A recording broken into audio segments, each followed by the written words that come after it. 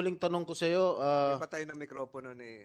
kailan mo nakitang binugbog si Aling LV ni Madam France? Simula po nung pumasok po ako. Gaano kadalas? Minsan po paggabi. Tuwing gabi? Opo. Araw, walang nangyayari araw. Paano mo nakikita ng binubugbog ni Madam France si Aling LV? Pag ano po, yung sarado na po kami. Sarado ng tindahan? Opo. O, paano mo nakikita? Pumapasok ka ba sa bahay? Pupunta po ako ng kusina pag Oh. matutulog na. O, Kita ko po binubugbog po siya. paano siya binubugbog? Pwede mo bang demonstrate paano niya binubugbog? Kunwari ikaw si Aling France, si Madam France. Yung sinisipa-sipa po. Hmm. Tapos sinasapok ko yung ulo. Saan niya sinasapok ang ulo? Sa Suntok, Opo. kamao. Walang instrumento, walang ibang instrumento. Wala po. Gaano kadalas? Araw-araw, gabi-gabi? Pag gabi po, pag minsan mainit po ang ulo. Bakit mainit ang ulo niya? Hindi ko po alam eh. Tuwing kailan mainit ang ulo niya? Gabi-gabi? Minsan po, pag ano. So ibig mo sabihin, halos gabi-gabi, sinusuntok niya si Manang LV. Opo. Tama po ba ako? Ha? Opo. The permission of Senator Estrada. Hindi ka umawat? Hindi po. Hindi mo sinabihan. Tama na, ate. Hindi po. Bakit hindi ka umawat? Takot po. Natakot ka? Bakit? Baka po madamay po ako. Okay, meron kang unang salaysay. Meron kang unang salaysay sa pulis. Itong salaysay na natanggap ko at binasa ko ay pangalawang salaysay mo na ito. Opo. Yung unang salaysay mo, handwritten, sulat kamay mo. Oo. Tama po ba? Opo. Bakit ka gumawa ng pangalawang salaysay?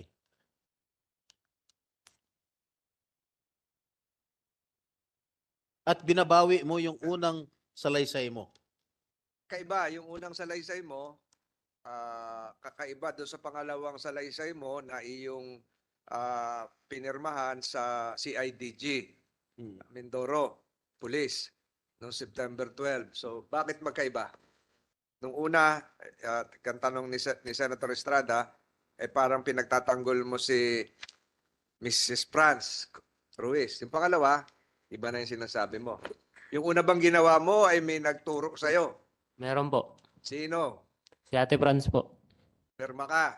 Opo. Saan nangyari? Sa tindahan niya po. Wala kang kopya nung unang salaysay dahil wala kaming kopya rito. Wala po. Anong inilahad mo sa unang salaysay mo? Nailagay ko daw po na si Ate LB napasok po sa kwarto ko. Na pumasok si Aling LV sa kwarto mo. Opo. Oh.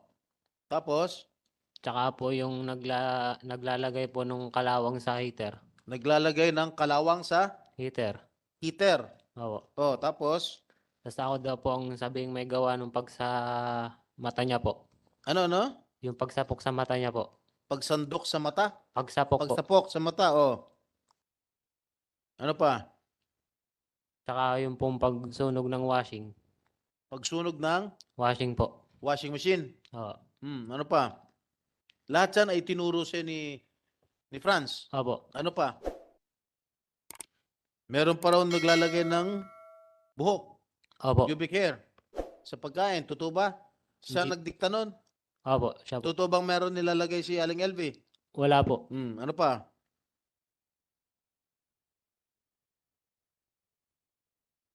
Binayaran ka ba para sabihin yon? Wala po. Walang ano? Wala po. Di ba umalis ka, no? Lumayas ka at pinabalik ka ni Jerry. Opo. Tama po ba? Opo. Tapos naisip mo, kaya ka pinabalik ni Jerry dahil para gumawa ka ng salaysay, yung unang salaysay mo. Opo. Tama po ba? Opo. Sige, tuloy mo. Ano pa ang sinabi ni Franz? Yun nga po, paglagay po ng buhok sa mga pagkain. So, hindi totoo na doon sa unang salaysay mo na hindi totoo na sinaktan mo o sinapok mo si LV sa mata. Hindi po. Walang katotohanan. Wala po. Hindi mo kahit kailan pinagbuhatan ng kamay si Aling LV. Yung ano lang po, nung dati po, Paano dati? nung ginamit ni Ate Elving basahan po ang damit ko. Nung ginawang basahan yung damit mo. Opo. Ano ginawa mo kay Manang LV? Natabig ko lang po yung kanyang ulo sa sobrang inis po. Sa sobrang inis. Opo. Hindi hindi magresulta ng pagkabulag ng kanya mata, yung pagtulak mo, pagtabig mo. Hindi po. Alright. Madam, sir, pwede makasingit Mm. ulit. Pero Meron, Tulfo is recognized. thank you, Mr. Chair, sa Senator Estrada. Dito sa sinumpang salaysay ulit ni Dodong sa pang-5 na paragraph, fifth paragraph, sabi rito, nakita ko po nasaksiyan na maraming beses na po na sumusuka ng dugo si LV dahil sa mga ginagawa sa kanya ni na Mrs. Ruiz, Patrick at JM. Tama ba ito? Accurate ba ito, Dodong? Itong sinumpang salaysay mo? Na nakita mo sumusuka ng dugo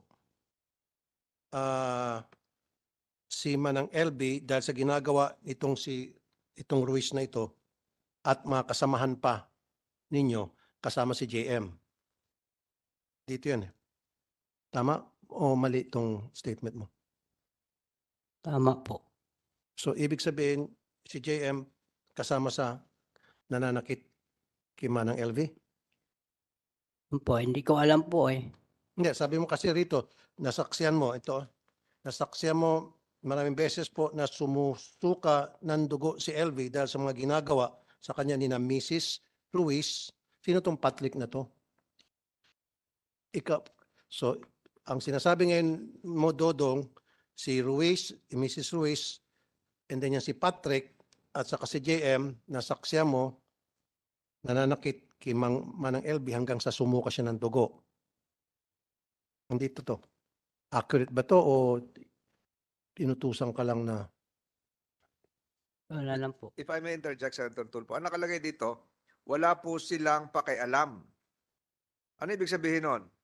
Nandun si Patrick at JM pero wala silang pakialam at patuloy ang ginagawang pananakit sa kanya po. Sino ba ang kasama ba sa pananakit si JM at si Patrick? Kasama sa pambugbog? Hindi po. Mr. Chair, ewan ko baka nabago na to dahil dito sa number 5, talagang sinasabi niya, sumusuka ng dugo si LV dahil sa mga ginagawa sa kanya ni na Mrs. Ruiz, Patrick at JM po, pero wala po silang pakialam at patuloy lang ginagawang pananakit sa kanya po. So, maring hindi maganda at mali yung pagkasabi mo rito. Opo. Okay. Sino ang nanakit? Si Fran po. Yung si Patrick at JM, napapanood lang. Opo. Actually, Nanakit din sila. Nanakit din sila kasama? Hindi po. okay. So siguro next time, pag gumagawa po sila ng ganito silang pansalaysay, Mr. Chair, dapat meron silang abogado sa tabi nila. There should be a counsel that telling them na kung ano talaga yung mga dapat nilang sabihin o may screen kasi dito baka maipit sila bandang huli. Now, ako po sana pupunta lang saglit doon sa ambush. Di ba? Pinasok yung bahay. Yeah, pero you have the right to ask questions against Senator Tulfo. Pinag-usapan niya kayo na, Dodong, yung tungkol sa binaril ka sa bahay. Pero bago niyan po sana, gusto ko lang malaman ang background itong dalawa. Meron ba silang connection? May mga kamag-anak ba kayo sa PNP, military? Wala? Wala po, Your Honor. So bakit ang dami yung abogado? Wala po, Your Honor. Wala. Hindi, ang dami yung abogado. Bakit nakaka-afford kayo ng napakaraming abogado? Mga kababayan po namin yung iba, Your Honor. Libre. Hindi po, may bayad po. Ang aming, may bayad din po. Okay. Magkano bayad? Ang acceptance po is 200,000 tapos yung 200,000? Opo. Tapos pinangutangan lang po namin. Sinabi mo nung nakarang patinig, 10,000 lang. 10,000 po ang tuwing hearing po. Ha? 10,000 po tuwing kasama po namin sila. Pero ang acceptance nila sa amin sa kaso is 200,000. Buong kaso, 200,000 na binabayad mo sa law firm? Opo. Pinangutangan po namin yun para lang makakuha Pinautang kami nyo? ng- Opo. Talaga lang ha? Totoo po. Sige. Mamaya ka. Are you going to direct the questions to Dodong sa pagbarel o Yes, sana po. Pero kunting tanong lang muna Okay, dito sa... Gusto ko lang makuha yung background nitong dalawa eh. Kasi kung ano sila eh, persons of interest doon po sa pagpasok sa Go ahead, bahay go ahead. nitong witness. Ang gusto ko lang sanang malaman kung pwede tayong mag-hire ng private detective para kalkalin ang background nitong mag-asawa. Malay natin baka meron silang kamag-anak na pulis o dating pulis o militar, dating militar o NPA. Kasi hindi naman siguro aambusin ito nang walang dahilan, nang walang nag-utos. So kayo po ang primary suspect. Alam niyo po yan, ano po? Or person of interest. Kasi pag i-1 plus 1 mo, di ba, nagtitistigo sila laban sa inyo and then bigla siyang inambos. Tama. So ngayon, nagpa-file po ba kayo ng income tax sa BIR? Opo, Your Honor. Magkano po yung income tax na pinal nyo nung last year? Bagatanda, Your Honor. Hindi mo malalaman. Dapat alam mo yun kung magkano. Hindi ko po bagatanda kasi may bookkeeper po kami na nagagawa. May bookkeeper kayo. Opo. Okay, saan probinsya po kayo? Occidental Mindoro po. Okay, may kamag-anak ko ba kayo sa PNP o military? Wala po. NPA? Wala po. Riding in tandem? Wala po. Wala. Okay, sige. Sa mga drug lord. Wala po lalo, Your Honor. Drug lord. Wala po. Sigurado ka? Opo. Mr. Chair. With the permission of Senator Tolpo, Nice. hindi naman ibig sabihin na porke wala kang relative sa police, wala kang relative sa NPA, wala kang relative sa mga masasamang tao, hindi mo na pwedeng ipapatay si Dudong. It doesn't follow always. Kung makabayad ka ng abogado na 100,000 sa probinsya, ang buhay ng ordinaryong tao nasa mga 10,000, 20,000 lang, patay ka na eh kung mag-hire ka ng hard killer. Kaya nga, sabi ko, ang naisip natin na napakamura ang buhay sa probinsya. Madali ka mamatay anytime. Lalong-lalo na pag mayaman yung kalaban mo. Ikaw ay isang ordinaryong tao lang. Kaya, with the permission of Senator Tulfo sana, tanungin ko sana itong... Mr. Chair, pwede Yeah. mabilis lang. Go- Kaya ako nasabi yan, Mr. Chair, dahil sa experience ko, maraming beses na nagreklamo sa akin na sinasaktan ang isang ordinaryong mamamayan kahit na walang pera yung suspect dahil may mga kamag-anak na sa PNP, pasensya na sa PNP, pasintabi, may kamag-anak sa military. Marami ako na-enkwentro ganong kaso. Kaya nga yun ang tanong ko at kung napansin nyo, tinatanong ko din kanyang income tax. Kasi maaari nga wala siyang kamag-anak sa PNP o sa military na pwede niyang utusan, hinga ng pabor, gumastos siya ng pera. So yun eh. Kaya dalawa yung tanong ko eh. Diba? So kung walang kamag-anak doon sa mga nabanggit ko na grupo, organisasyon, so maaari nagbayad ka ng pera. Yun yun. Kasi nga paano ka nga naman maka-afford ng napakaraming abogado at 200,000 sabi mo yung fee kung wala ka talagang pera. Now ang tanong, yung trabaho niyo po sa hindi ko naman minamaliit, nagtitinda po kayo ng vegetables sa palengke. Tama? Vendor? Opo, Your Honor. Tapos nagde-deliver po kami ng mga gulay sa mga bayan. Sa mga bayan. Opo. So, aside from that, meron pa ba kayong extra income? May karnihan po kami sa tindahan ng karne. Okay, so meron kayong karnihan, meron kayong gulayan, tapos nagdi-deliver kayo. So, ibig sabihin, kung ganun yung negosyo nyo, talagang may sinabi kayo. Tama lang po, nangungutang pa rin. Hindi pa rin Okay, sapat. no, may sinabi kayo pag ganun. So, doon tumutugma yung sinasabi ni Senator Bato de la Rosa na meron kayong kakayahan magbayad. Yun eh. So, ibabalik ko sana sa PNP.